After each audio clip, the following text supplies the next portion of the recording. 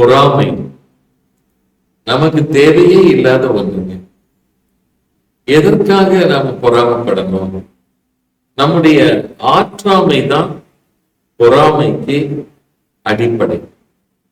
ஏன்னா எப்ப நம்ம கிட்ட ஒரு குறை இருக்கின்றதோ அந்த குறை மற்றவர்களிடம் இல்லாத போது நாம் அதை ஒப்பிட்டு பார்க்கும் போது பொறாமையா மாறிடுது.